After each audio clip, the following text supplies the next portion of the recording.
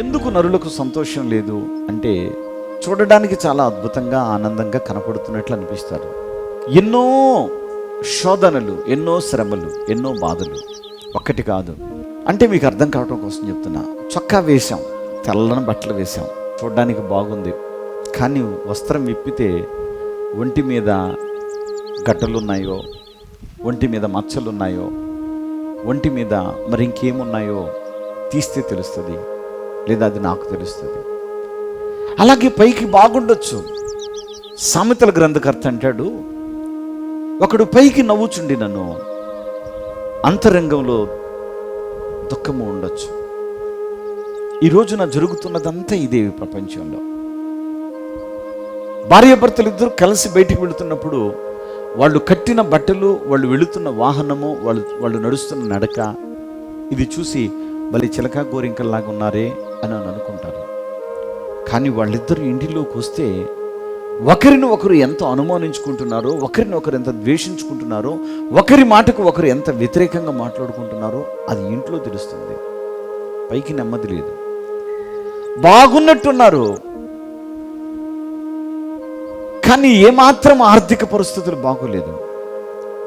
ఎవరే చూడండి, ఎంత చెట్టుకి అంత గాలిని లోకంలో ఒక సామెత ఉన్నట్లుగా ఎవరి జీవితంలో చూసినా అప్పుల గురించే మాట్లాడుతున్నారు. ధన సంబంధమైన శ్రమ. కొంతమంది అప్పులు చేసి తీర్చలేక వెలవెలలాడిపోతూ ఉంటే, కొంతమంది నమ్మి ఇతరులకు అప్పు ఇచ్చి ఇచ్చిన డబ్బులు రాక నిద్ర పట్టని రాత్రులు గడుపుతున్నారు. రోజులు మారుతున్నాయి. పైకి నిండుగా కనబడుతున్నట్టున్నారు. క్యాన్సర్ వ్యాధులు, గుండె జబ్బులు, కిడ్నీ వ్యాధులు, లివర్ పాడైపోవడాలు, ఊపిరితిత్తులు దెబ్బతినిపోవడాలు. నిన్న జగిత్యాల నుండి స్వాతి అనే ఒక కుమార్తె గురించి వాళ్ళ అత్తగారు నాకు ఫోన్ చేసి చెప్తున్నారు, అయ్యా నా కోడలు టీబీ వచ్చిందయ్యా, ప్రార్థన చేయండి. ఎన్ని మందులు వాడినా తగ్గటం లేదు, ప్రార్థన చేయండి అయ్యా. నాకేం వద్దు పాస్టర్ గారండి, నా కోడలు బాగుపడితే చాలు, నా కోడలు నా కొడుకు వాళ్ళ కుటుంబం సుఖంగా ఉంటే చాలు, అయ్యా ప్రార్థన చేయండి అయ్యా అని బ్రతిమాలుతూ ఆమె అసలు కోడల గురించి అడుగుతుంటే గుండె అసలు తరుక్కుపోయిందనమాట. ఆవిడ ఏడుస్తుంది కోడల గురించి. ఆ కోడలు ఫోన్లో మాట్లాడి ఆ బిడ్డ దుఃఖాక్రాంతురాలు అవుతుంది. మాట బాగా మాట్లాడింది, తల్లి ధైర్యంగా ఉండరనేసరికి ఒకేసారి అలా బర్న్ అయిపోయిందనమాట. ఆమె తనలో ఉన్న దుఃఖాన్ని ఆపుకోలేకపోయింది, బ్లాస్ట్ అయిపోయింది. అంటే మనుషులు పైకి బాగానే కనపడతాం. మీకు అర్థం కావటం కోసం చెప్తున్నాం. డబ్బు చాలా ఉంది, పైకి నవ్వుతూ ఉన్నప్పటికీ హృదయంలో దుఃఖం ఉంటుంది చాలా కుటుంబాలలో. అది ఏ యాంగిల్లో ఉంటుందో తెలీదు, ఎందును బట్టి ఆ శ్రమ ఉంటుందో, ఎందును బట్టి ఆ దుఃఖం ఉంటుందో తెలియదు, కానీ దుఃఖం ఉంది. అందుకనే ప్రభు చెప్తున్నాడు, నరులకు సంతోషమేమీ లేదు. ఉన్నారు నరులు, ఏముంది సంతోషం? సంవత్సరం మారి కొత్త సంవత్సరం వస్తే సంతోషమా? జీవితంలో ఆశీర్వాదం లేని జీవితం ఇదొక జీవితమా?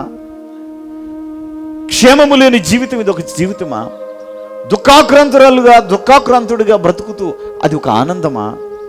అయితే ఈ జీవితం ఇలాగే ఉంటుందా? దీన్ని మార్చే వాళ్ళు ఎవ్వరు లేరా? నీ కులం వాళ్ళు మార్చలేరా? నీ అన్నదమ్ములు మార్చలేరా? నీ తోడబుట్టిన వాళ్ళు మార్చలేరా? నీ ఇంట్లో వాళ్ళు మార్చలేరా? ఎస్, మనుషుడు ఎవ్వడు మార్చలేడు, కానీ ఒక్క ఆయన మాత్రం అద్భుతం చేయగలడు. ఆయనే నేను ప్రకటిస్తున్న నజరేయుడైన యేసుక్రీస్తు నీ జీవితాన్ని, నీ బ్రతుకుని, నీ స్థితిని, నీ గతిని మార్చి ఉన్నతమైనదిగా చేయగల సమర్థుడు, ఉన్నతమైనదిగా చేయగల సమర్థుడు నా ప్రభు అయిన యేసుక్రీస్తు వారు. పరిశుద్ధాత్మ అభిషేక అంజూర పండుగ జరుగు స్థలముల వివరములు. ఖమ్మంలో జూలై 2వ తేదీ బుధవారం ఉదయం 8 గంటల నుండి జరుగును. స్థలం మంచికంటి భవన్, సిపిఎం ఆఫీస్ ప్రక్కన, ఎన్ఎస్టీ రోడ్, ఖమ్మం. సూర్యాపేటలో జూలై 2వ తేదీ బుధవారం ఉదయం 8 గంటల నుండి జరుగును. స్థలం శ్రీలక్ష్మి గార్డెన్స్, సద్దుల చెరువు ప్రక్కన, గోదావరి రుచుల హోటల్ వెనుక, హైదరాబాద్ హైవే రోడ్, సూర్యాపేట, తెలంగాణ. ఆత్మకూరులో జూలై 3వ తేదీ గురువారం ఉదయం 8 గంటల నుండి జరుగును. స్థలం డైమండ్ ఫంక్షన్ హాల్, బస్టాండుకు దగ్గరలో, నంద్యాల టర్నింగ్ వద్ద, ఆత్మకూరు. రేపల్లెలు జూలై 3వ తేదీ గురువారం ఉదయం 8 గంటల నుండి జరుగును. స్థలం Veeravalli Kotaiah function hall, Uppudi road, Bapatla జిల్లా, రేపల్లె. విజయవాడలో జూలై 4వ తేదీ శుక్రవారం ఉదయం 8 గంటల నుండి జరుగును. స్థలం హనుమంతరాయ గ్రంథాలయం, ఏలూరు లాకుల సెంటర్, గాంధీనగర్, విజయవాడ. ఒంగోలులో జూలై 7వ తేదీ సోమవారం ఉదయం 8 గంటల నుండి జరుగును. స్థలం కాపు కళ్యాణ మండపం, బస్టాండ్ దగ్గర, ఒంగోలు. నెల్లూరులో జూలై 8వ తేదీ సోమవారం ఉదయం 8 గంటల నుండి జరుగును. స్థలం జీపీఆర్ గ్రాండ్, ముత్తుకూరు గేటు దగ్గర, మినీ బైపాస్ రోడ్డు, నెల్లూరు. నంద్యాలలో జూలై 9వ తేదీ బుధవారం ఉదయం 8 గంటల నుండి జరుగును. స్థలం JK function hall, Salim Nagar, municipal office దగ్గర, నంద్యాల. కర్నూలులో జూలై 10వ తేదీ గురువారం ఉదయం 8 గంటల నుండి జరుగును. స్థలం వైఎంసీఏ గ్రౌండ్, రాజ్ థియేటర్ ఎదురుగా, ఆర్ఎస్ రోడ్, కర్నూలు. మిర్యాలగూడలో జూలై 10వ తేదీ గురువారం ఉదయం 9 గంటల నుండి జరుగును. స్థలం Miryalaguda function hall, Chennai shopping mall ఎదురుగా, మిర్యాలగూడ, తెలంగాణ. మార్కాపురంలో జూలై 12వ తేదీ శనివారం ఉదయం 8 గంటల నుండి జరుగును. స్థలం శ్రీ గోళ్ల సత్యనారాయణ కళ్యాణ మండపం, ఫ్లైఓవర్ దగ్గర, railway station road, Rayavaram, Markapuram.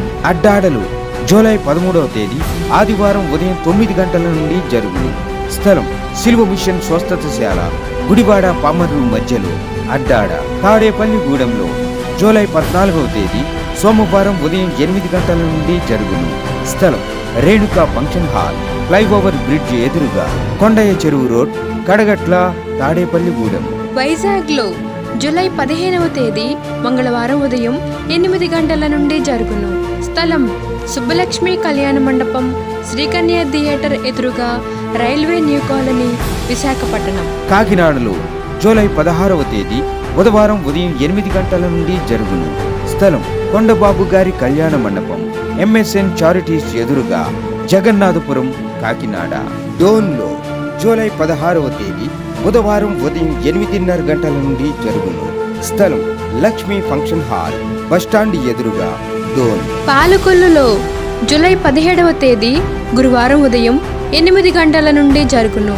స్థలం కిరాణా మర్చెంట్ అసోసియేషన్ బిల్డింగ్, బస్టాండ్ వెనుక, శ్రీనివాస డీలక్స్ రోడ్, పాలకొల్లు. పెద్ద డోర్నాలలో జూలై 17వ తేదీ గురువారం ఉదయం 8 గంటల నుండి జరుగును. స్థలం కల్వరి స్వస్థతశాల, పోస్టాఫీస్ వెనుక, కర్నూలు రోడ్, పెద్ద డోర్నాల. నరసరావుపేటలో జూలై 17వ తేదీ గురువారం ఉదయం 8:30 గంటల నుండి జరుగును.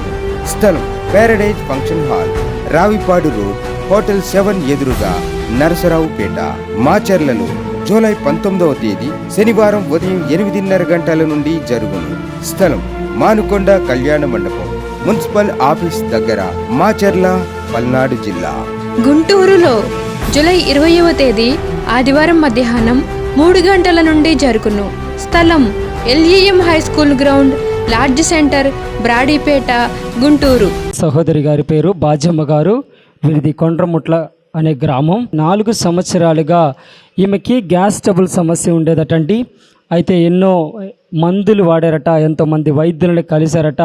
అయినప్పటికీ కూడా ఏమాత్రము కూడా ప్రయోజనం ఉండేది కాదు. అంటే ఆ గ్యాస్ ట్రబుల్ సమస్య అనేది తగ్గేది కాదంట.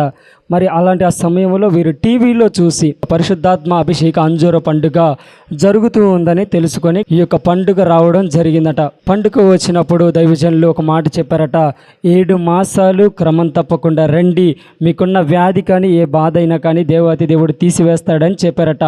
అలా చెప్పినప్పుడు ఈ సహోదరి గారు ఆ మాట విని ఒకటే తీర్మానం చేసుకొని వెళ్ళిందంట, దేవా నాకైతే 4 సంవత్సరాలుగా గ్యాస్ ట్రబుల్ సమస్యతో బాధపడుతూ ఉన్నానయ్యా, నాకు కనుక తగ్గిపోతే ప్రభువా నీ సన్నిధికి వెళ్ళి సాక్ష్యం చెప్తానని తీర్మానం చేసుకుందట. అలా 7 మాసాలు క్రమం చేస్తూ ఉన్నానయ్యా.